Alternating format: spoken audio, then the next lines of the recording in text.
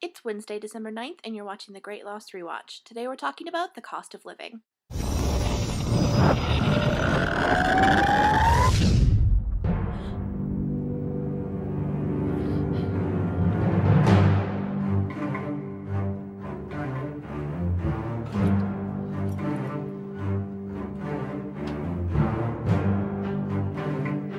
This is a Mr. Echo-centric episode, and his flashbacks take place immediately after his brother is shot and taken onto the Beechcraft plane, and it goes back to the village where Yemi's church is, and he is going to take Yemi's place. Some gangsters come and demand their share of the vaccines, and it turns out that they had an agreement that if they gave them 80% of the vaccines, that they would leave them alone. Echo refuses to play along with this game, and they come back threatening to chop off his hands, but Echo fights back and ends up killing all of them. On the island, Ben goes in to talk to Jack and give him a white robe to come join their cult of an organization, but in actuality, they go to Colleen's funeral. Jack says that he knows that Ben is the one with the tumor, and Ben tries to play dumb. Later, Ben goes back to talk to Jack, telling Jack that he had such a wonderful plan to break him, but since he saw the x-rays, that's all gone now. Ben says, I found out that I had a fatal tumor on my spine, and then 2 days later, a spinal surgeon fell out of the sky. If that's not proof of God, I don't know what is. Juliet comes to visit Jack, and she's brought a movie. She's brought To Kill a Mockingbird, or so we believe, but then the movie starts to play, and it's Juliet holding up these cue cards. It was all so we could save his life.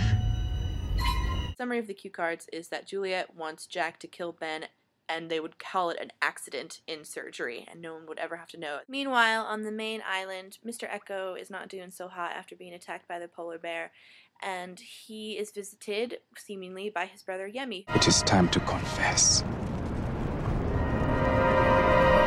To be judged, brother. Echo heads off towards the airplane Beechcraft, and he grabs himself a new stick because Echo is really only half a man if he doesn't have a stick with him. Then we hear the monster noise, or as Lost University calls it, things that go tick tick tick in the jungle. And soon Echo is seeing the gangsters that he killed in his flashback and that little boy who creepily says, confess. Back at the beach, Locke, Saeed, and Desmond are going to go look for Mr. Echo because they're all heading towards the same place, Locke says, and they're going to go to the Pearl Station and see if they can use the computer to communicate with the others.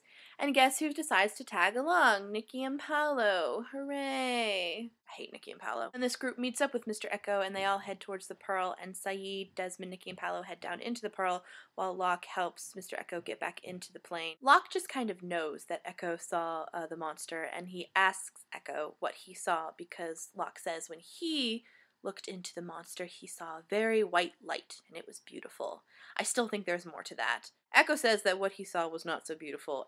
We never really know what he saw there. We're down into the Pearl, and Saeed's messing with the wiring, and Nikki's the one who points out, well, he says that there are several stations, so maybe these other televisions connect with those. With that in mind, Saeed messes with the wiring again, and they see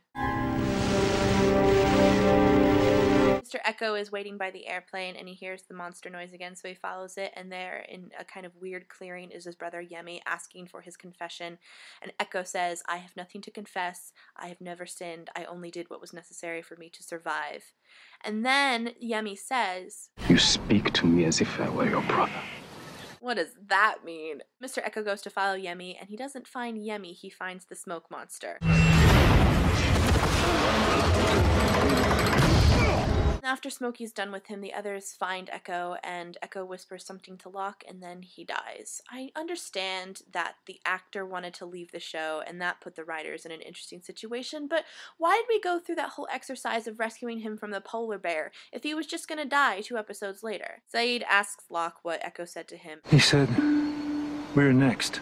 So here, again, is that idea that the smoke monster judges people. It judges people and whether or not they have the right to live based on their life story. I mean, the obvious conclusion to draw here is that Smokey is the man in black from the season 5 finale, right? I mean, is that what everyone's thinking? I don't know. I just want to know what it is.